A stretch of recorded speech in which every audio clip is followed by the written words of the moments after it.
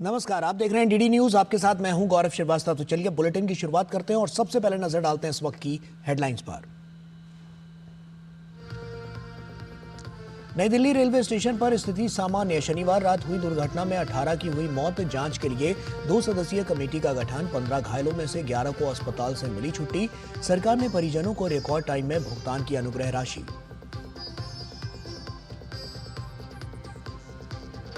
Bharat tax 2025 का प्रधानमंत्री ने किया उद्घाटन। दुनिया के छठे बड़े कपड़ा निर्यातक बनने पर जताई खुशी। साल 2030 तक 9 लाख करोड़ रुपए का कपड़ा निर्यात का रखा लक्ष्य। विदेश मंत्री डॉक्टर एस जयशंकर ने मस्कट में 8वें हिंद महासागर सम्मेलन में की शिरकत। महासागर को बताया जीवन रेखा। क्षेत्रीय सुरक्षा और विकास के लिए सभी देशों को एक साथ आने का किया आह्वान।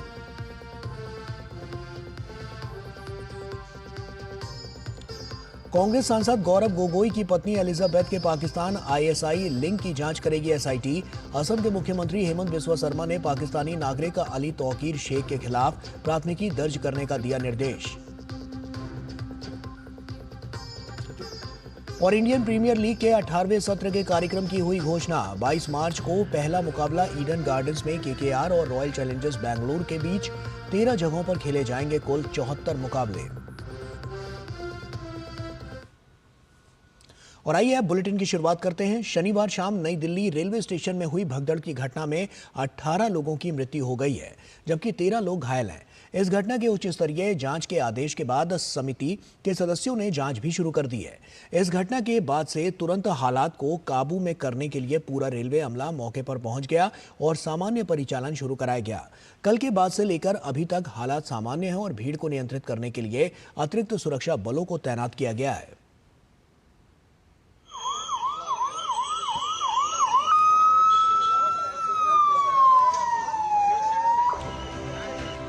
शनिवार शाम को नई दिल्ली रेलवे स्टेशन पर हुई भगदड़ में 18 लोगों की मृत्यु हो गई।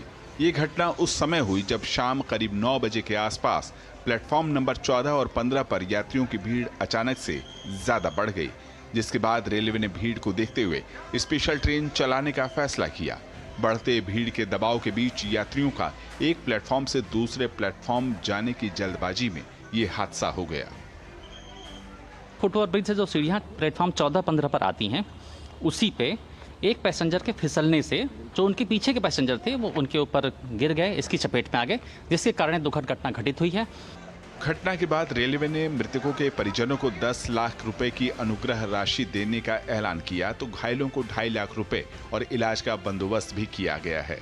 नई दिल्ली रेलवे स्टेशन पर जो घटना घटित हुई थी, उसके बाद से जो घायल हैं वो यहाँ पर भर्ती हैं और जो डिफरेंट डिपार्टमेंट्स होता है उसमें वो भर्ती हैं, लेकिन सबसे ज़्यादा जो घायल हैं वो जिस डिपार्टमेंट में भर्ती है वो ऑर्थो में है और उनका इलाज चल रहा है यहाँ पर। इस बीच रेलवे ने 2 सदस्यीय उच्च स्तरीय समिति का गठन किया, जिसमें उत्तर रेलवे के प्रधान मुख्य वाणिज्यिक प्रबंधक नरसिंह देव और उत्तर रेलवे के प्रधान मुख्य सुरक्षा आयुक्त पंकज गंगवार को शामिल किया गया। समिति ने घटना की तह में जाने की जांच भी शुरू कर दी है। रेल प्रशासन द्वारा गठित कमेटी, जिसमें हम 2 मेंबर हैं, मैं नरसिंह पीसीसीएम और मिस्टर गंगवार ही सिक्योरिटी कमिश्नर, हम दोनों ने जांच शुरू कर दी है और सुबह से हम लोगों ने जांच शुरू कर दी है। सारे के सारे साक्ष्यों को हम लोग समझने की कोशिश कर रहे हैं। घटना के तुरंत बाद रेल मंत्री से लेकर पूरा रेलवे प्रशासन हरकत में आया और आला अधिकारियों की पूरी टीम नई दिल्ली रेलवे स्टेशन पर पहुंची। बहुत जल्द ही हालात को काबू में कर लिया गया। सभी ट्रेनों को उनके गंतव्य तक रवाना किया गया, तो प्लेटफॉर्म पर यात्रियों की भीड़ को नियंत्रित करके हालात को सामान्य किया गया। कल रात से लेकर अभी तक नई दिल्ली रेलवे स्टेशन पर आला अधिकारी मौजूद हैं, जो भीड़ ज्यादा होने के बाद भी स्थिति को पूरी तरह से नियंत्रित किए हुए हैं। हालात बहुत सामान्य हो चले हैं और आप ये देख सकते हैं कि जो मुसाफिर हैं ये आराम से यहाँ पर बैठे हुए हैं, अपनी बारी की प्रतीक्षा कर रहे हैं। नई दिल्ली रेलवे स्टेशन ही नहीं बल्कि दिल्ली के अन्य रेलवे स्टेशनों पर भी संभावित भीड़ को देखते हुए हर संभव इंतजाम किए गए हैं, जिसके चलते अब समूची दिल्ली से रेलवे का संचालन सामान्य रूप से चल रहा है। शनिवार की दुखद घटना के बाद राष्ट्रपति द्रौपदी मुर्मू, उपराष्ट्रपति, प्रधानमंत्री नरेंद्र मोदी समेत तमाम लोगों ने दुख जताया। नई दिल्ली से अभिषेक सिंह, राजेश राज के साथ ब्यूरो रिपोर्ट, डीडी न्यूज। और वहीं नई दिल्ली रेलवे स्टेशन पर हुई भगदड़ की घटना को लेकर राजनीतिक बयानबाजी शुरू हो गई है। विपक्षी दल सरकार को घेर रहे हैं तो कई प्रकार की लापरवाही का आरोप भी लगा रहे हैं। इस बीच सरकार और भाजपा की ओर से विपक्षी दलों पर पलटवार किया गया। बीजेपी ने कहा कि दुखद घटना पर संवेदनशील मामला है, इस मुद्दे पर राजनीति नहीं होनी चाहिए। 18 लोगों की जान दुर्घटना में गई। घटना स्थल नई दिल्ली रेलवे स्टेशन है तो सियासत ना हो, ऐसा कोई चलन अभी तक देश में आया नहीं। विपक्षी दल सरकार पर हमलावर हो गए। किसी ने प्रशासनिक चूक करार दिया तो किसी ने तैयारियों की कमी माना। कांग्रेस नेता और पूर्व रेल मंत्री रह चुके, जिनके कार्यकाल में ठीक 12 साल पहले प्रयागराज स्टेशन पर 42 तीर्थयात्रियों की जान गई थी, उन्होंने कहा कि स्टेशन पर ज्यादा लोगों को जाने की अनुमति क्यों दी गई। इसकी पब्लिसिटी हो रही है महाकुंभ की और लोग उसके लिए पहुंच रहे हैं, इकट्ठे हो रहे हैं, तो ये क्राउड मैनेजमेंट इसका इंतजाम का नहीं हो सोचना चाहिए। और ख़ास तौर पे रेलवे स्टेशन पे क्यों नहीं बाहर इंतजाम होता प्रॉपर? एजेंसीज किस बात के लिए हैं?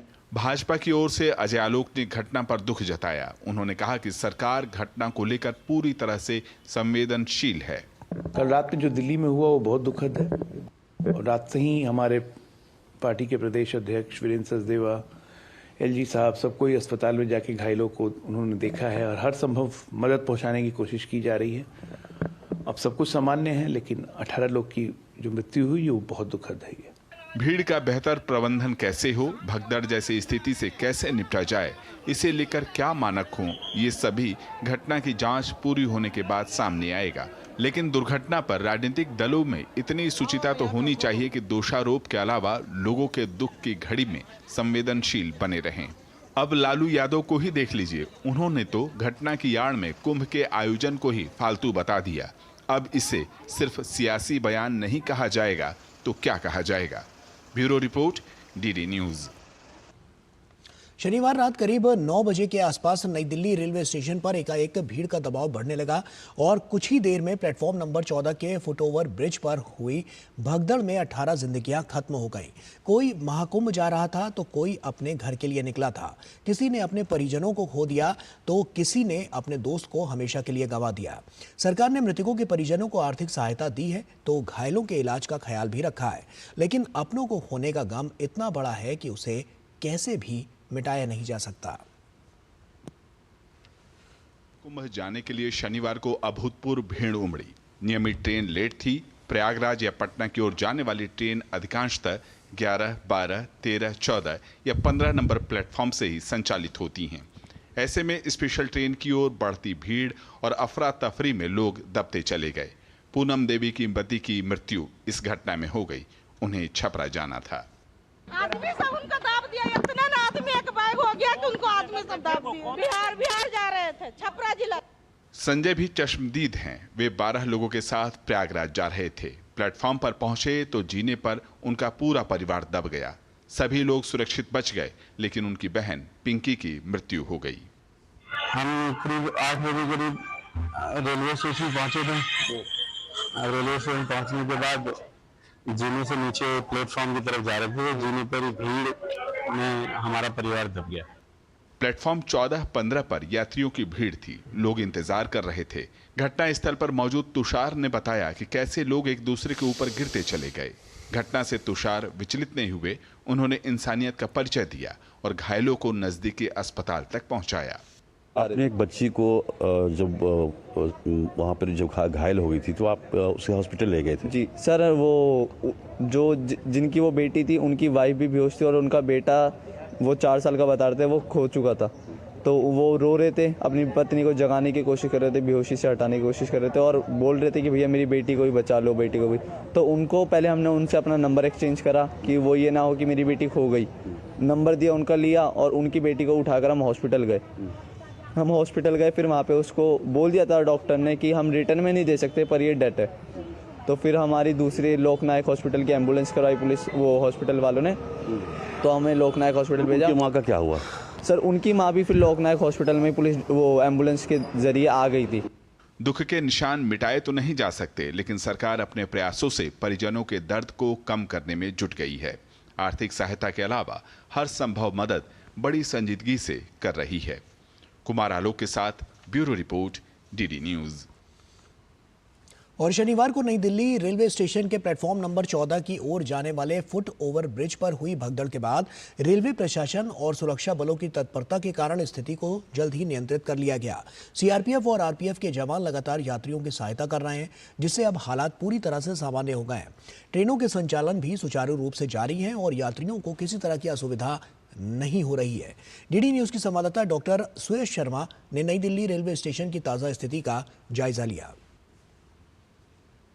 अभी हम नई दिल्ली रेलवे स्टेशन पर हैं, प्लेटफॉर्म नंबर 16 पर हैं। देख रहे हैं सुचारू रूप से सारे यात्री खड़े हुए एक लाइन से इंतज़ार में कि कितनी देर में यहाँ पर ट्रेन आएगी। यहाँ आरपीएफ, सीआरपीएफ के जवानों की तरफ से भी सुरक्षा पूरी तरीके से मुहैया कराई जा रही है। आप देखिए यहाँ सारे जवान, महिलाएं जवान भी हैं, साथ ही साथ सीआरपीएफ के और आरएफ के और दिल्ली पुलिस के भी जवान मुस्तैद हैं कि किसी भी यात्री को कोई तकलीफ ना हो। प्रशासन की तरफ से तैयारी की गई है कि यात्रियों को कोई तकलीफ ना हो। यहाँ पर हमारे साथ कुछ यात्री भी हैं। बहुत सुविधा दे रखी सरकार ने, बहुत अच्छा लग रहा है। आपको कोई तकलीफ हो रही? नहीं मैडम, आज नहीं हुई। कल से जो हादसा हुआ था उससे काफ़ी प्रशासन की व्यवस्था है और अच्छा भी लग रहा है। स्पेशल ट्रेन चल रही है, एक चली जाइए तो और आ रही है, बहुत अच्छा लग रहा है। अब तसल्ली सी है, हम सही से पहुंच जाएंगे। व्यवस्था बहुत अच्छी है। कल यदि ऐसी हुई होती तो कल ऐसी घटनाएं नहीं होती है। अच्छे, सुरक्षित, बढ़िया है, सब कुछ ठीक ठाक है।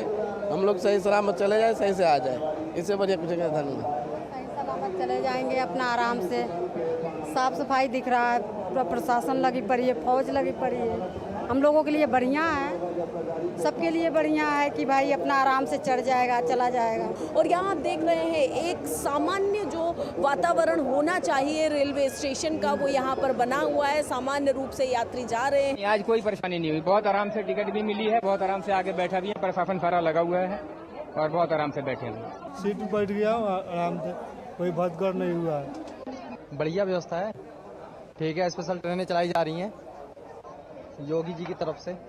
माता रानी कृपा, सब यात्री सब बैठ गए आराम से ट्रेन में, कोई हादसा ना हुई, कोई घबराने की बात ना है। में सब हर चीज में, चढ़ाने में, हर चीज में कोई बात नहीं है, सब बढ़िया बकायदे। आज तो ठीक है मैम, सारे पुलिस वाले भी काम कर रहे हैं, अच्छे से बैठाए हैं। व्यवस्था सुचारू रूप से चल रही है और यहाँ किसी भी प्रकार की कोई तकलीफ यात्रियों को नहीं हो रही है। कैमरा पर्सन मुकेश के साथ मैं डॉक्टर सुयश शर्मा, डीडी न्यूज, दिल्ली। और प्रधानमंत्री नरेंद्र मोदी ने राष्ट्रपति भवन में राष्ट्रपति द्रौपदी मुर्मू से शिष्टाचार भेंट की। राष्ट्रपति भवन की ओर से मुलाकात की तस्वीरों को सोशल मीडिया साइट एक्स पर साझा किया गया।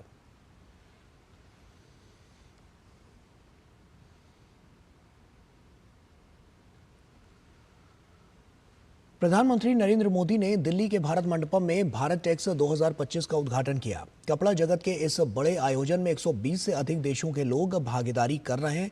प्रधानमंत्री मोदी ने इस मौके पर एक विशाल प्रदर्शनी का अवलोकन भी किया और वहां उपलब्ध उत्पादों के बारे में जानकारी ली। पीएम मोदी ने कहा कि फार्म फाइबर, फैब्रिक, फैशन और फॉरेन का विजन अब भारत के लिए एक मिशन बनता जा रहा है। ये मिशन किसान, बुनकर, डिजाइनर और व्यापारी के लिए ग्रोथ के नए रास्ते खोल रहा है। नई दिल्ली के भारत मंडपम में भारत टेक्स 2025 में हिस्सा लेने पहुंचे प्रधानमंत्री नरेंद्र मोदी।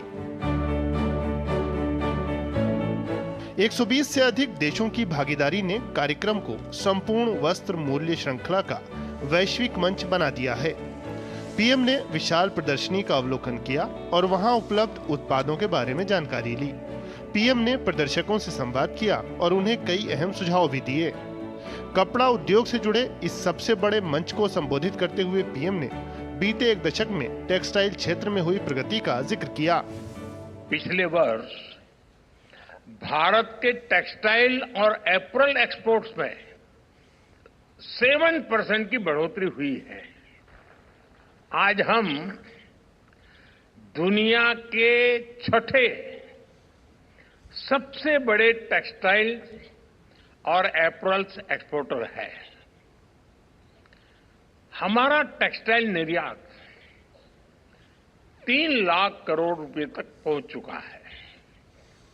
अब हमारा लक्ष्य है 2030 तक हम इसे 9 लाख करोड़ रुपए तक लेकर जाएंगे। पीएम ने कहा कि टेक्सटाइल देश में सबसे ज्यादा रोजगार के अवसर पैदा करने वाली इंडस्ट्रीज में से एक है। भारत की मैन्युफैक्चरिंग में ये सेक्टर 11% का योगदान दे रहा है। पीएम ने कहा कि फार्म, फाइबर, फैब्रिक, फैशन और फॉरेन का विजन अब भारत के लिए एक मिशन बनता जा रहा है। ये मिशन किसान, बुनकर, डिजाइनर और व्यापारी के लिए ग्रोथ के नए रास्ते खोल रहा है। इस साल के बजट में एमएसएमई के क्लासिफिकेशन क्राइटेरिया में बदलाव करके इसका विस्तार किया गया है। साथ ही क्रेडिट अवेलेबिलिटी बढ़ाई गई है। हमारा टेक्सटाइल सेक्टर, जिसमें 80% योगदान हमारे एमएसएमई का ही है, उसको इसका बहुत बड़ा लाभ मिलने वाला है। पीएम ने टेक्सटाइल रिसाइकलिंग जैसे क्षेत्रों में भारत के लिए उपलब्ध संभावनाओं को भी रेखांकित किया। पीएम ने एआई सहित नवीन तकनीक के समावेश से इस सेक्टर के भविष्य को लेकर भी चर्चा की। पीएम ने कहा कि उनकी सरकार हाथ के हुनर को भी बढ़ावा देने के लिए प्रयास कर रही है। पिछले 10 वर्षों में हैंडलूम्स को बढ़ावा देने के लिए 2400 से ज्यादा बड़े मार्केटिंग इवेंट्स का आयोजन किया गया। हैंडलूम प्रोडक्ट्स की ऑनलाइन मार्केटिंग को बढ़ावा देने के लिए इंडिया हैंडमेड नाम से ई कॉमर्स प्लेटफॉर्म भी बनाया गया है। इस पर हजारों हैंडलूम ब्रांड रजिस्टर भी कर चुके हैं। हैंडलूम प्रोडक्ट्स की जीआई टैगिंग, इसका भी बहुत बड़ा लाभ इन ब्रांड्स को हो रहा है। अपने संबोधन में प्रधानमंत्री ने विकास भी और विरासत भी के मंत्र को दोहराया। साथ ही उन्होंने कहा कि टेक्सटाइल इंडस्ट्री में जिस तरीके से दुनिया आगे बढ़ रही है, भारत के लिए उसमें अपार संभावनाएं हैं। कच्चे माल से लेकर तैयार उत्पादों तक की संपूर्ण वस्त्र मूल्य श्रृंखला को एक ही मंच पर साथ लाने वाला ये कार्यक्रम 17 फरवरी तक चलेगा। अजीत के साथ ब्यूरो रिपोर्ट, डीडी न्यूज। आदि महोत्सव की शुरुआत हो गई है। राष्ट्रपति द्रौपदी मुर्मू ने इसका उद्घाटन किया और यह महोत्सव 24 फरवरी तक चलेगा, जिसमें देश के कोने कोने से जनजातीय कलाकार और शिल्पकार हिस्सा ले रहे हैं। ट्राइफेड द्वारा आयोजित ये महोत्सव का मकसद जनजातीय समुदायों की जीवंत संस्कृति, विरासत और क्षमता को देश दुनिया के सामने प्रदर्शित करना है। आदिवासी महोत्सव 2025 का उद्घाटन राष्ट्रपति द्रौपदी मुर्मू ने किया, जो 16 से 24 फरवरी तक चलेगा। महोत्सव में देश के विविध हिस्सों से 600 से अधिक आदिवासी कारीगर, 500 कलाकार पहुंचे हैं। 25 आदिवासी खाद्य स्टॉल लगाए गए हैं। उद्घाटन के मौके पर राष्ट्रपति ने कहा कि बीते 10 सालों में जनजातीय समाज को मुख्यधारा का हिस्सा बनाने के अनेकों कार्य हुए हैं। जनजातीय बजट में कई गुना इजाफा हुआ है। संताली भाषा को 8वीं अनुसूची में जगह मिली है। जनजातीय गांवों को मुख्य मार्ग से जोड़ा गया है। बच्चों के लिए छात्रावास जैसी सुविधाएं विकसित हुई हैं। पिछले 10 वर्षों के दौरान जनजातीय समाज के समग्र विकास के लिए अनेक प्रभावी कदम उठाया गया है। ट्राइबल डेवलपमेंट बजट 5 गुना बढ़कर लगभग 1,25,000 करोड़ रुपया हो गया है। वर्ष 2021 में भगवान बिरसा मुंडा की जयंती के दिन 15 नवंबर को जनजातीय गौरव दिवस मनाने की परंपरा स्थापित किए गए हैं। संथाली भाषा को संविधान की 8वीं अनुच्छेद में शामिल करने का अपने प्रयास को याद करके मुझे बहुत प्रसन्नता हो रही है।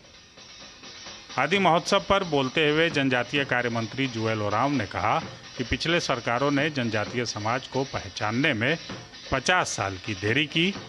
ये 25 स्टॉल इतना कंपटीशन के बाद यहाँ आए हैं, आप इसको देख लीजिए। तो मैं इसलिए अपील कर रहा हूँ, आप ये मौका लीजिए। दिल्ली में हम ये पहला बार नहीं कर रहे हैं, ये विगत 8 साल से हम लोग ये कंटिन्यूसली इसको कर रहे हैं। ये महोत्सव काफी दिल्ली में केवल नहीं होगा, ये बहुत सारे शहर में होता है।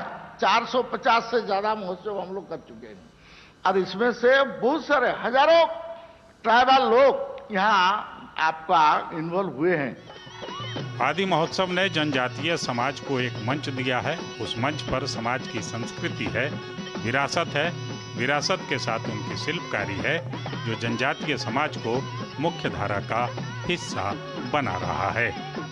आदि महोत्सव जनजातीय समाज के लिए केवल आयोजन नहीं है, बल्कि यह उनकी जीवंतता, उनकी विरासत का एक प्रमाण है, एक नमूना है। और सबसे महत्वपूर्ण पहलू है कि आदि महोत्सव के जरिए जनजातीय समाज को आर्थिक सशक्तिकरण और बाजार उपलब्ध कराकर उन्हें मुख्य धारा का हिस्सा बनाना है। कैमरामैन आनंद कश्यप के साथ धीरज कुमार, डीडी न्यूज़, दिल्ली। कांग्रेस सांसद गौरव गोगोई की पत्नी एलिजाबेथ गोगोई के आईएसआई से कथित संबंधों को लेकर असम के मुख्यमंत्री हेमंत बिस्वा शर्मा ने एलिजाबेथ के पाकिस्तानी नागरिक अली शेख के साथ मजबूत संबंध होने का आरोप लगाया। सीएम हेमंत बिस्वा शर्मा ने कहा कि दोनों लोग जलवायु परिवर्तन के लिए काम करने वाले क्लाइमेट डेवलपमेंट नॉलेज नेटवर्क नामक वैश्विक जलवायु कार्रवाई समूह के साथ मिलकर काम कर चुके हैं। साथ ही सीएम हेमंत ने कहा कि भारत के खिलाफ साजिश का हिस्सा होने या सहानुभूति रखने वालों की जांच होगी।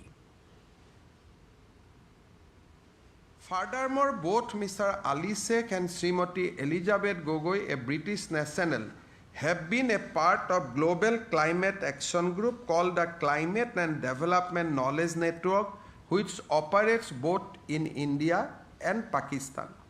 The Assam Cabinet notes its concern regarding the explicit involvement of a Pakistani-based leader and the other actor of a climate action group in the matters concerning India's internal affairs, thereby raising serious questions on its actual intent and operations.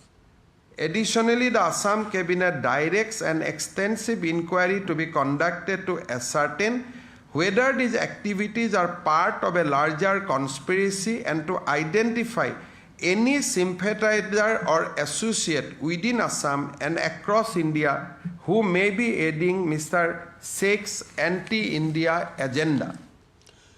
और वहीं असम सरकार ने पाकिस्तानी नागरिक अली शेख के खिलाफ मामला दर्ज करने का निर्देश दिया है। अली शेख लोकसभा सांसद गौरव गोगोई की पत्नी एलिजाबेथ गोगोई का पूर्व सहयोगी रह चुका है। इसे लेकर भाजपा कांग्रेस सांसद की पत्नी पर पाकिस्तान के साथ संबंधों के आरोप लगा रही है। पाकिस्तानी नागरिक अली शेख भारत विरोधी एजेंडा चलाता है। Ali Sheikh has even served the government of Pakistan in several advisory positions and via committees constituted by Prime Minister of Pakistan. To destabilize Assam, the government of Assam takes Mr. Ali Sheikh attempt to interfere in the domestic matters of the state of Assam and the Republic of India with utmost seriousness. The Assam Cabinet has directed the Director General of Police, Assam, to register a case against Sri Ali Sheikh under appropriate provisions of Bharatiya Nyaya Sanhita and other relevant laws. और अब बात दिव्य भव्य महाकुंभ की।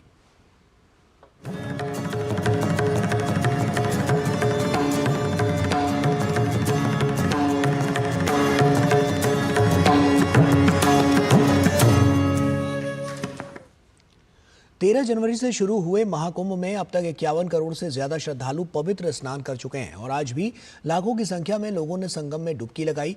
केंद्रीय मंत्री नितिन गडकरी, धर्मेंद्र प्रधान आज कुंभ पहुंचे तो UP के सीएम योगी आदित्यनाथ ने भी कुंभ में स्थिति का हवाई सर्वेक्षण किया और अधिकारियों को जरूरी दिशा निर्देश दिए।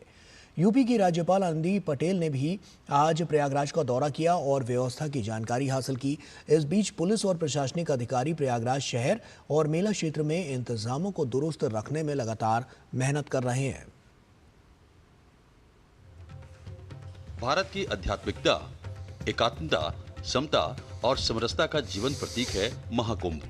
प्रयागराज में जारी इस दिव्य, भव्य और अलौकिक समागम में अब तक 51 करोड़ से ज्यादा श्रद्धालु पावन श्रेणी में आस्था की डुबकी लगा चुके हैं। एकता और आस्था के इस महायज्ञ में पवित्र स्नान का पुण्य लाभ प्राप्त करने के लिए भारत समेत दुनिया के कोने कोने से श्रद्धालु त्रिवेणी के पवित्र संगम में पुण्य की डुबकी लगाने के लिए बड़ी संख्या में महाकुंभ में पहुंच रहे हैं। इसी कड़ी में केंद्रीय मंत्री नितिन गडकरी ने भी संगम में पवित्र स्नान किया।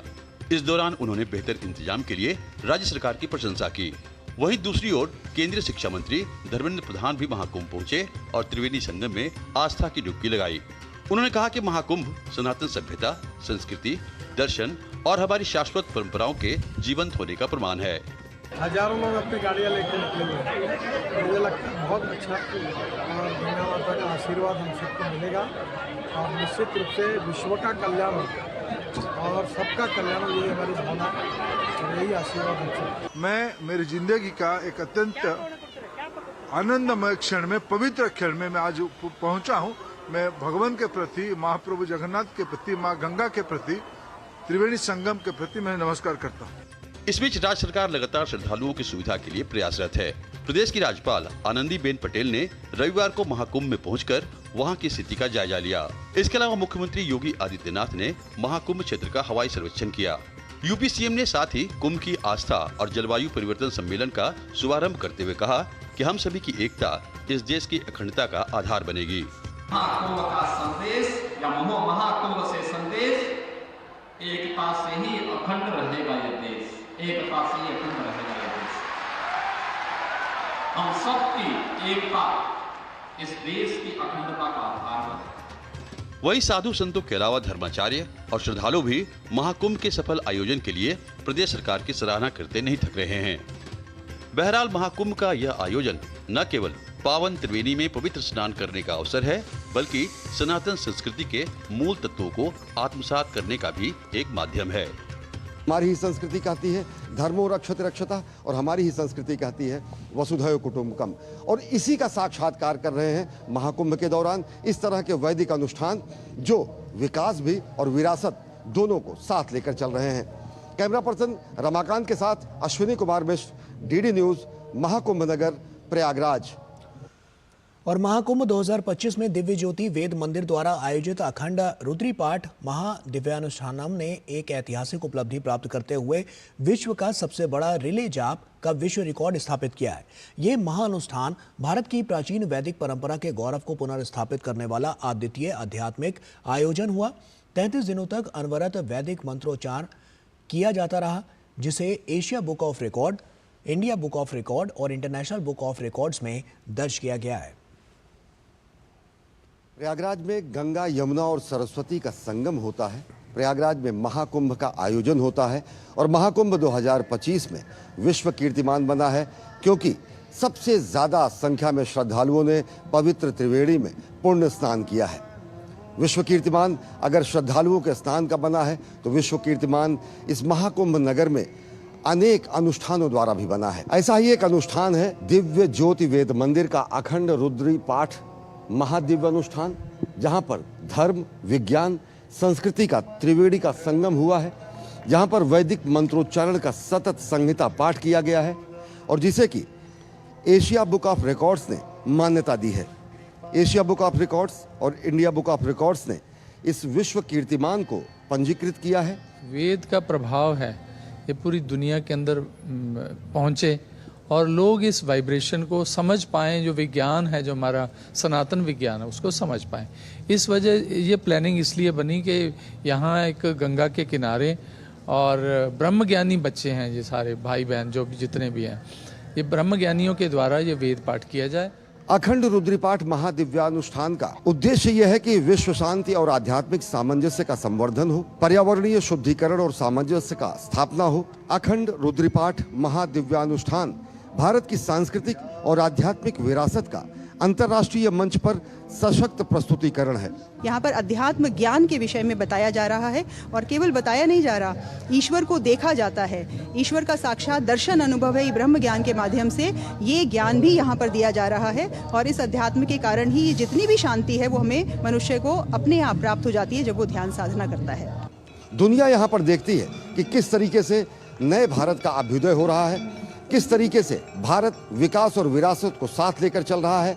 और इस महाकुंभ के दौरान पूरी दुनिया एक बार फिर इस बात का साक्षात्कार कर रही है कि किस तरीके से वैदिक ऋचाओं की पथ प्रदर्शिका पर बढ़ते हुए हमारे मंत्रद्रष्टा, हमारे साधक, हमारे तपस्वी, हमारे सन्यासी और यहाँ तक कि हमारे गृहस्थ भी अपनी विरासत को संरक्षित रख रहे हैं, अपनी संस्कृति और अपने संस्कार का संवर्धन कर रहे हैं।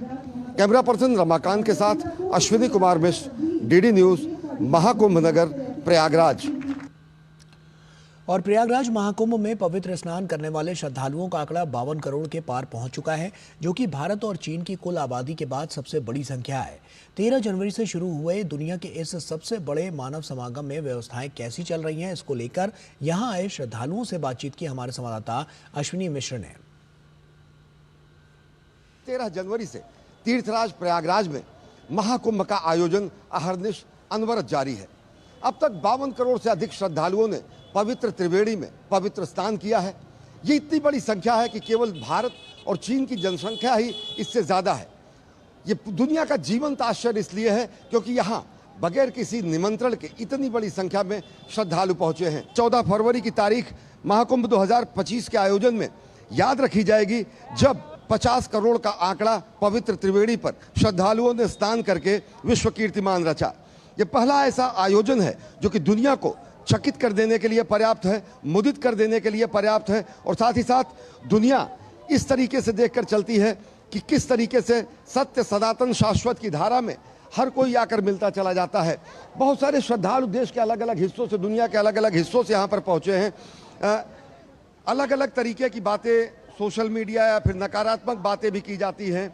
आपको यहाँ का आयोजन कैसा लगा? बहुत अच्छा लगा, बहुत अच्छी व्यवस्था नरेंद्र मोदी जी ने और माननीय हमारे जो मुख्यमंत्री हैं उन्होंने किया है। बहुत अच्छी व्यवस्था है। हम जब से आए हैं, जब से चप्पे चप्पे पे पुलिस खड़ी है, एक एक बंदे के लिए एक एक पुलिस है। कोई इसमें दिक्कत की बात नहीं। जो भी अगर दिक्कत होती है, जो भी है, वो लोगों की अपनी वजह से होती है। बाकी यहाँ की व्यवस्था इतनी अच्छी है कि इतने सारे लोगों को संभालना किसी के बस की बात नहीं है। बहुत हम लोग को भी बहुत अच्छा लग रहा है। हम लोग फिर आज कल डुबकी लगाए, आज भी जा रहे हैं। इतना मन कर रहा है कि हम लोग यहीं बस जाते। इतना अच्छा है, बहुत ही अच्छा है, बहुत अच्छा व्यवस्था है, बहुत ही अच्छा है। कुछ युवा हैं हमारे साथ, कुछ नई पीढ़ी के लोग हैं, नौजवान हैं। आप बताएं कि किस तरीके का ये पूरा आयोजन है। 52 करोड़ से ज्यादा लोग अब तक यहाँ स्नान कर चुके हैं। हाँ जी, हम लोग भी लखनऊ से आए हुए हैं। काफी अच्छा अरेंजमेंट है, गवर्नमेंट ने काफी अच्छा अरेंजमेंट किया हुआ है। हम लोग सुबह आए थे और यहाँ पे लगभग 2 बजे पहुँचे हैं और हम लोग नहा के बस दर्शन करके निकल रहे हैं। साफ सफाई सुरक्षा व्यवस्था किस तरीके की? मैं बहुत बढ़िया है, यहाँ पे सब कुछ अच्छे से चल रहा है, कोई दिक्कत की बात नहीं है। लोग यहाँ पर व्यवस्था, सुरक्षा और स्वच्छता को लेकर बेहद प्रशंसा भरी बातें करते हैं। अगर दुनिया को ये देखना है कि किस तरीके से गंगा यमुना की अविरल धारा की तरह हमारा सत्य सनातन शाश्वत मूल्य पूरी दुनिया को नई सीख देता है, तो उसे तीर्थराज प्रयागराज आना होगा, त्रिवेणी में स्नान करना होगा, आत्मसात करना होगा भारत भारतीयता को। कैमरा पर्सन रमाकांत के साथ अश्विनी कुमार मिश्र, डीडी न्यूज, महाकुंभ नगर प्रयागराज। और वहीं महाकुंभ पर लालू यादव के दिए आपत्तिजनक बयान के बाद देश भर के साधु संतों में भारी नाराजगी है। परमार्थ निकेतन आश्रम के अध्यक्ष चिदानंद सरस्वती ने लालू यादव के बयान को दुर्भाग्यपूर्ण बताया। उन्होंने कहा कि लालू यादव जैसे सनातन विरोधी नेताओं को इस देश को समझने के लिए भारत के चश्मे से देखने की जरूरत है। जहां अपना मतलब ना सधता हो, वहीं पर ऐसा लगता है कोई मतलब नहीं है। कुंभ फालतू की चीज़ नहीं है। कुंभ तो फेथ की बात है, विश्वास की बात है, आस्था की बात है। आप करोड़ों खर्च करते हैं प्रचार पर, तब भी सभाओं में इतने लोग नहीं आते हैं। यहाँ करोड़ों करोड़ों लोग, कई 124 देशों की कुल जनता, 124 देशों की कुल जनता तो स्नान करके चली गई, जितनी उनकी जनसंख्या है। तो आप कहते हैं मतलब की बात नहीं है। मैं तो बात ये कहता हूँ, इस देश को समझने के लिए अब भारत के चश्मे से देखना जरूरी है।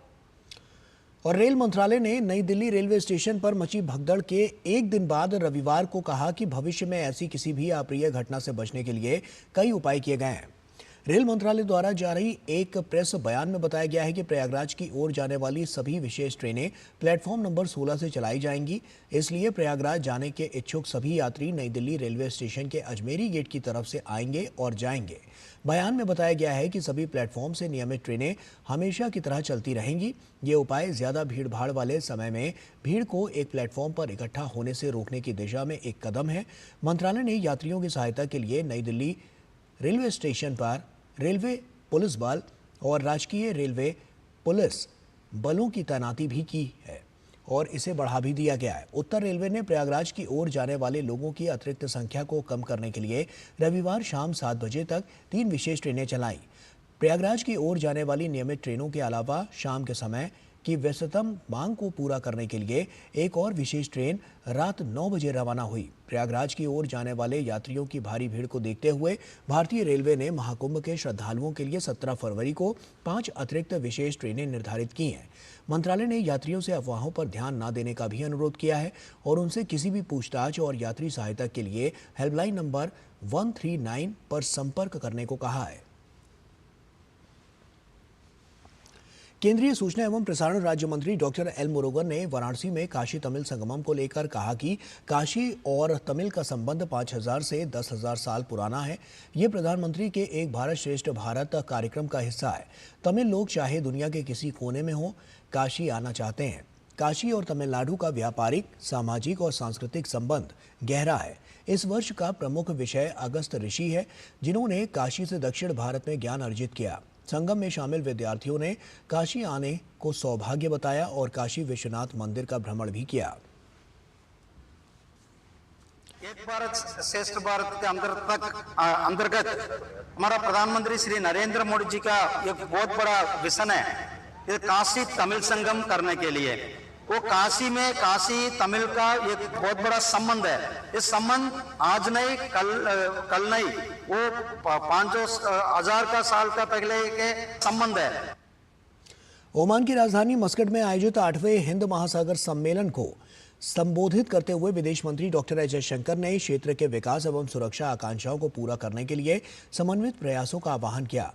विदेश मंत्री डॉक्टर एस जयशंकर ने हिंद महासागर के देशों के सामने संसाधनों की कमी और आर्थिक चुनौतियों, विभिन्न प्रकार की अवैध तस्करी और हिंद प्रशांत क्षेत्र में आतंकवाद और तनाव सहित कई चुनौतियों पर बात की।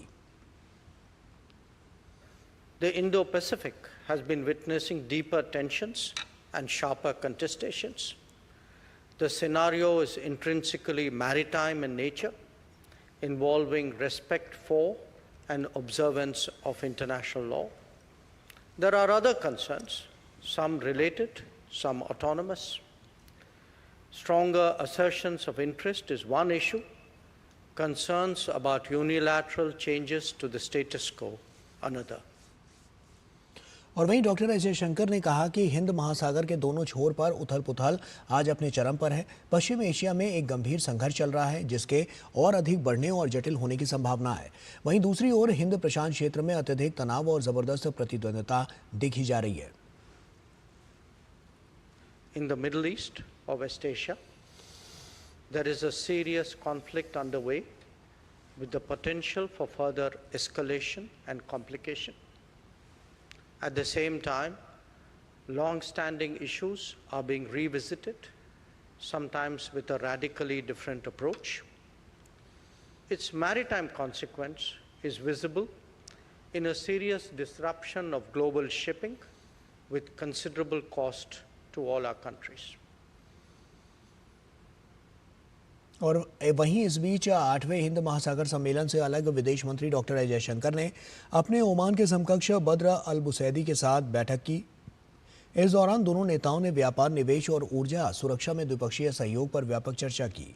इसके अलावा दोनों नेताओं ने राजनयिक संबंधों की 70वीं वर्षगांठ पर संयुक्त रूप से प्रतीक चिन्ह भी जारी किया। इस अवसर पर Mandvi to Muscat, Indian community and shared history of India and Oman नामक एक पुस्तक का भी संयुक्त रूप से विमोचन किया गया। इसके अलावा विदेश मंत्री डॉक्टर एस जयशंकर ने मस्कट में ब्रुनेई के विदेश मंत्री दातो एरिवान पेहिन यूसुफ से भी मुलाकात की और इस दौरान दोनों नेताओं ने प्रधानमंत्री नरेंद्र मोदी की सितंबर 2024 की ब्रुनेई यात्रा पर भी चर्चा की। इस बीच ब्रुनेई के विदेश मंत्री ने भारत आसियान साझेदारी को समर्थन देने की बात कही।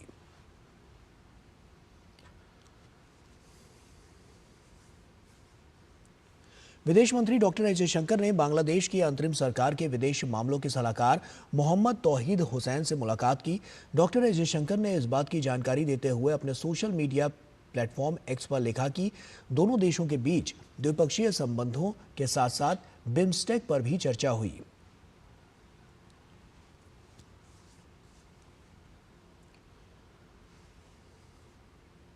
विदेश मंत्री डॉक्टर एस जयशंकर ने नेपाल की विदेश मंत्री आरजू राणा देउबा से भी मुलाकात की। डॉक्टर एस जयशंकर ने इस बात की जानकारी देते हुए अपने सोशल मीडिया एक्स पर लिखा कि इस मुलाकात के दौरान भारत नेपाल के द्विपक्षीय सहयोग की समीक्षा हुई। दोनों देश द्विपक्षीय संबंधों को मजबूत करने के लिए तत्पर हैं।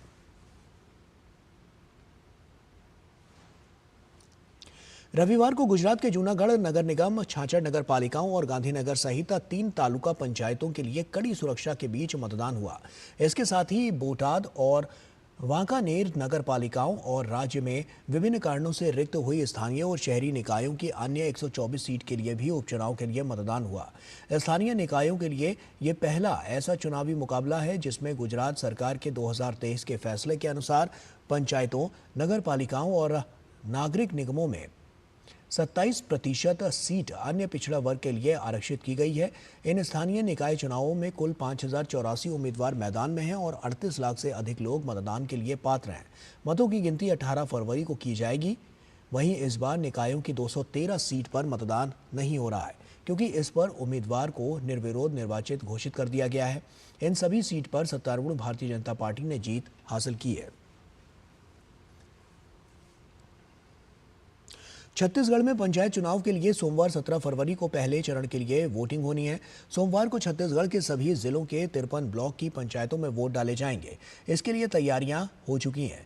पंचायत चुनाव कुल 3 चरणों में होने हैं। नक्सल प्रभावित बस्तर संभाग में सुबह 6:45 से दोपहर 2 बजे तक मतदान होगा, जबकि अन्य जगहों पर सुबह 7 बजे से दोपहर 3 बजे तक वोटिंग होगी। मतदान के दूसरे दिन ही मतगणना भी की जाएगी। दिल्ली विधानसभा चुनाव में जीत के बाद भाजपा एक्शन मोड में आ गई है। दिल्ली में यमुना की सफाई को लेकर जो प्रधानमंत्री नरेंद्र मोदी ने वादा किया था, अब उस पर त्वरित काम आरंभ किया गया है। दिल्ली के उपराज्यपाल कार्यालय की ओर से इसका वीडियो भी शेयर किया गया। उपराज्यपाल कार्यालय की ओर से कहा गया कि यमुना नदी की सफाई पर काम पहले ही शुरू हो चुका है, जिसमें ट्रैश स्कीमर, वीड हार्वेस्टर और एक ड्रेस यूटिलिटी क्राफ्ट के साथ नदी में सफाई अभियान शुरू हो गया है। दिल्ली के एलजी वीके सक्सेना ने कल मुख्य सचिव और एसीएस से भी मुलाकात की थी और उन्हें तुरंत काम शुरू करने के लिए कहा था। इस मुद्दे पर से व्यापक रूप से निपटने के लिए एक 4 स्तरीय रणनीति बनाई गई है। इसमें नदी को साफ करने के लिए अलग अलग चरण में काम किया जाएगा। लगभग 3 वर्षों में नदी की सफाई का लक्ष्य रखने वाली इस योजना के कार्यान्वयन के लिए विभिन्न एजेंसियों और विभागों के बीच निर्बाध समन्वय की आवश्यकता पर भी जोर दिया गया है। इसके अलावा दिल्ली प्रदूषण नियंत्रण समिति भी उच्चतम स्तर पर निगरानी करेगी और शहर में औद्योगिक इकाइयों द्वारा नालों में अपशिष्टों के डाले जाने पर कड़ी निगरानी रखने का निर्देश दिया गया है। दिल्ली में सरकार बदलने के साथ ही यमुना में भी बदलाव नजर आने लगा है। इसी क्रम में वासुदेव घाट पर रविवार शाम को यमुना की आरती की गई।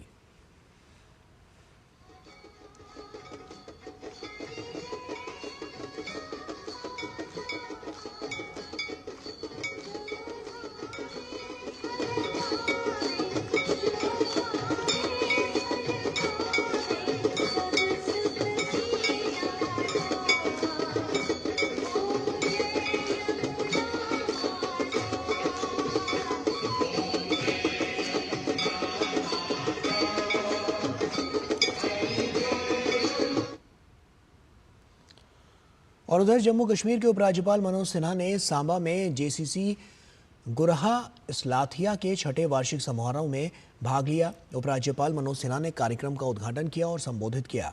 इस दौरान उन्होंने कहा कि युवा संगठन देश के लिए रोल मॉडल है और इसके स्वयंसेवक उज्जवल भविष्य को सुनिश्चित करने के लिए शानदार काम कर रहे हैं।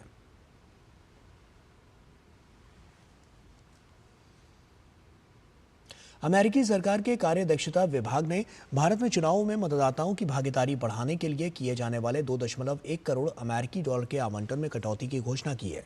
इस फैसले पर बीजेपी ने खुशी जाहिर की है और कहा है कि इस कदम से भारत की लोकतांत्रिक व्यवस्था में अमेरिकी हस्तक्षेप रुकेगा और प्रक्रिया पूरी तरह से निष्पक्ष रहेगी। क्या है पूरी खबर, देखिए इस रिपोर्ट में।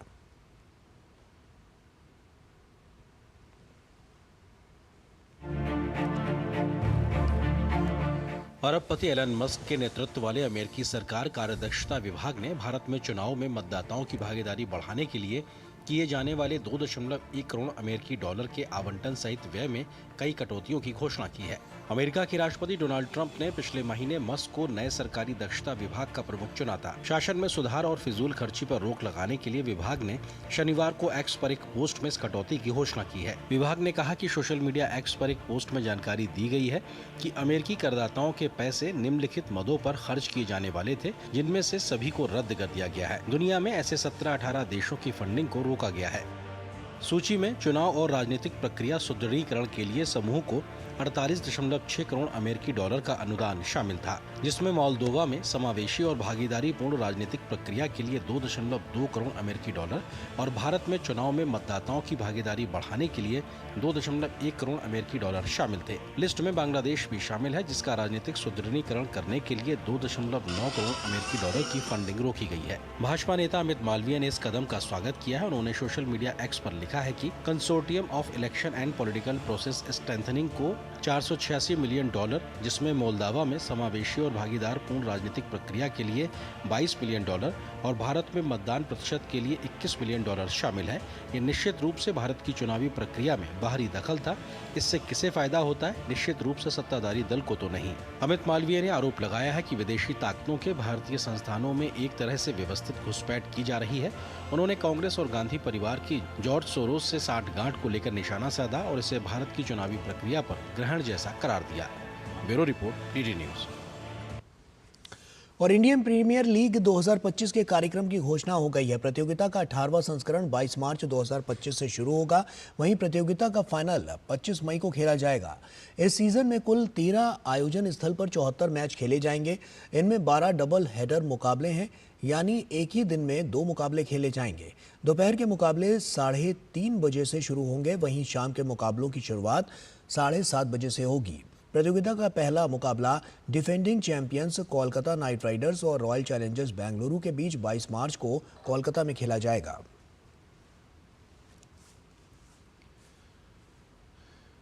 उत्तर पूर्व भारत के राज्यों से दिल्ली पढ़ने आए हुए छात्रों के लिए यूनिटी उत्सव का आयोजन किया जा रहा है और इस उत्सव का आयोजन असम राइफल्स और north east association social welfare मिलकर कर रहे हैं। इस उत्सव में 1000 से अधिक छात्र छात्राएं हिस्सा ले रहे हैं।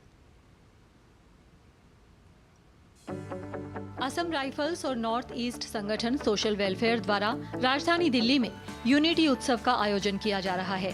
पहली बार आयोजित किए जा रहे इस इवेंट में उत्तर पूर्व भारत के सभी राज्यों के 1000 से अधिक छात्र छात्राएं हिस्सा ले रही हैं। 5 दिन तक चलने वाले इस यूनिटी उत्सव का theme one voice one nation है। यूनिटी उत्सव के तहत खेल स्पर्धाएं और सांस्कृतिक आयोजन देखने को मिल रही हैं। यूनिटी उत्सव में हिस्सा ले रहे छात्रों ने इस नई पहल की प्रशंसा की और माना कि इसके जरिए उन्हें एक दूसरे से जुड़ने का मौका मिला है। We love to see our own kind of people here, where we came from, uniting. Though we hardly see each other through our own work here in this place, but we get to unite here as in this organization. So it's good. We love it. I think sports play a very important part in our human society now. It's a form of gathering, form of socializing. So I think this is very good to socialize, and we get to meet all the wonderful people from Northeast, like from different states, and also from people from Delhi. ना? मैं तो एक छोटे से town से आती हूँ, सिलचर से, तो वहाँ पे इतना भी एक्सपोजर नहीं था जितना कि दिल्ली में आने के बाद मिला। फिर यहाँ पे आके जो मुझे यूनिटी उत्सव के बारे में जब पता चला, फिर उसके बाद हमारे जो सोसाइटी है उन्होंने जो हमको ये अपॉर्चुनिटी दिया कि हम यहाँ पे आके खुद को रिप्रेजेंट कर सके, तो मुझे बहुत ज़्यादा अच्छा लगा। फिर सभी स्टेट्स को भी हम देख पाए कि सभी स्टेट्स के लोग आते हैं, पार्टिसिपेट करते हैं, सभी के साथ खेल के बहुत ज़्यादा अच्छा लगा। अगर किसी भी प्रकार की स्टीरियोटाइप्स या प्रेजुडिसेस एग्जिस्ट करती हैं तो वो ऐसे इंटरेक्शन से ख़त्म होती हैं, फिर क्योंकि हम उनसे दोस्ती करते हैं, हम जानते हैं एक दूसरे कल्चर। सो इस तरह का स्पोर्ट्स का इवेंट करना, क्योंकि स्पोर्ट वैसे ही हमको इतना टीम स्पिरिट, कॉमरेडशिप सब कुछ सिखाता है। सो आई थिंक बहुत ही अच्छा लगा हमको पार्टिसिपेट करके। यूनिटी उत्सव खेल भावना को बढ़ाने और उत्तर पूर्व भारत की सांस्कृतिक विविधता का जश्न मनाने का एक अनोखा तरीका है। 15 फरवरी से शुरू हुए यूनिटी उत्सव का समापन समारोह 20 फरवरी को आयोजित किया जाएगा। Suchitra, DD news, Delhi. और वहीं कैंसर एक ऐसी बीमारी है जिसका नाम सुनते ही लोगों में खौफ पैदा हो जाता है, लेकिन अगर समय रहते बीमारी का पता चल जाए तो इसका इलाज संभव है। इस बात को ध्यान में रखते हुए कैन सपोर्ट संस्था ने बीमारी को लेकर लोगों के बीच जागरूकता फैलाने के उद्देश्य से रविवार को दिल्ली में देश के सबसे बड़े कैंसर जागरूकता वॉकथॉन का आयोजन किया। देखिए खास रिपोर्ट। कैंसर के बढ़ते मामलों को लेकर लोगों को जागरूक करने के उद्देश्य से कैन सपोर्ट संस्था ने रविवार को नई दिल्ली में सबसे बड़े कैंसर जागरूकता वॉकथॉन का आयोजन किया। कैंसर पीड़ितों के लिए सभी समुदाय और आयु वर्ग के लोगों ने इस वॉकथॉन में हिस्सा लिया और कैंसर रोगियों व उनकी देखभाल करने वालों की मदद के लिए प्रतिबद्धता जताई। कार्यक्रम को संबोधित करते हुए कैन सपोर्ट की मानद सचिव राधिका शापूर जी ने कहा कि मित्रों और परिवार का सहयोग कैंसर रोगियों के लिए बीमारी से लड़ने में बेहद महत्वपूर्ण भूमिका निभाता है। We need more love and compassion. Please love your families, your children. They need that. They need the hug. They need the kind words. Those are the healing touches that will be far more, will fight cancer far more than any medicine that can. यह कार्यक्रम न सिर्फ cancer के प्रारंभिक उपचार के बारे में जागरूकता फैलाने के लिए अहम है, बल्कि इस बीमारी को लेकर लोगों के बीच डर को दूर करने में भी सहायक है। वॉक फॉर लाइफ वॉकथॉन की शुरुआत स्तन कैंसर को मात दे चुकी जेनी मलफोर्ड ने 2008 में की। उन्होंने कहा कि शुरुआती दौर में कैंसर का पता चल जाने से इसका इलाज भी संभव है। Being a breast cancer survivor myself, I said the very best part was what I've learned. And I learned not to be afraid. And I learned also how strong I could be. इस कार्यक्रम में cancer से पीड़ित हुए और इस बीमारी को मात दे चुके लोगों ने भी हिस्सा लिया। Actually, I'm blessed. I just say thank you, cancer, because I feel that I could change the direction of my life. I started to handhold cancer patients. And that's what has actually kept me going. इनमें से प्रत्येक के साथ उनके साहस, हिम्मत और जीवन जीने की प्रबल इच्छा की कहानी जुड़ी हुई है। इनमें से हर एक की कहानी हम सभी के लिए प्रेरणादायी है। इन्होंने साबित किया है कि मुश्किल हालातों का हिम्मत के साथ सामना करने से कैंसर जैसी गंभीर बीमारी से लड़ाई जीतना संभव है। प्रिया यादव की रिपोर्ट, डीडी न्यूज़, दिल्ली। और अब देखिए खबरें फटाफट अंदाज में। उत्तर प्रदेश के कौशाम्बी पहुंचे जेपीसी चेयरमैन जगदम्बिका पाल ने वक्फ संशोधन बिल पर दिया बड़ा बयान। कहा बिल को रोकने के लिए लगी हुई है बाहरी ताकतें। जाकिर नाइक ने कहा कि 1 करोड़ लोग अगर इस संशोधन बिल का समर्थन नहीं करेंगे तो वक्फ संशोधन बिल संसद से नहीं होगा पास। रविवार को गुजरात के जूनागढ़ नगर निगम एवं छाछड़ नगर पालिकाओं और गांधीनगर सहित 3 तालुका पंचायतों के लिए कड़ी सुरक्षा के बीच मतदान हुआ। राज्य में विभिन्न कारणों के रिक्त हुई स्थानीय और शहरी निकायों की अन्य 124 सीट के लिए भी हुआ मतदान। आर्थिक अपराध शाखा ने 122 करोड़ रुपए के new India cooperative bank scam मामले में मुख्य आरोपी जनरल मैनेजर हितेश मेहता और धर्मेश पौन को गिरफ्तार कर कोर्ट में किया पेश। कोर्ट ने दोनों आरोपियों को 21 फरवरी तक EOW की हिरासत में भेज दिया। राष्ट्रीय स्वयंसेवक संघ प्रमुख मोहन भागवत पश्चिम बंगाल के दौरे पर हैं। इस दौरान उन्होंने स्वयंसेवकों की जनसभा को संबोधित करते हुए कहा, संघ का उद्देश्य समाज को संगठित करना है। भारत एक भूगोल नहीं है, बल्कि यह एक स्वभाव है। भाजपा सांसद निशिकांत दुबे ने झारखंड की सोरेन सरकार को आड़े हाथों लेते हुए कहा कि प्रदेश की कानून व्यवस्था पूरी तरह से ध्वस्त है। आज बांग्लादेशी घुसपैठियों का वर्चस्व बढ़ रहा है, आदिवासियों की संख्या घट रही है और आम हिंदू मारे जा रहे हैं। NIA की कोलकाता विशेष अदालत ने पश्चिम बंगाल के 2021 जगदल बम विस्फोट मामले में 2 आरोपियों को सुनाई कठोर कारावास की सजा। चांद उर्फ आरिफ अख्तर और राहुल पासी को 10 साल की सशर्म कारावास और 10,000 रुपए की सुनाई गई सजा।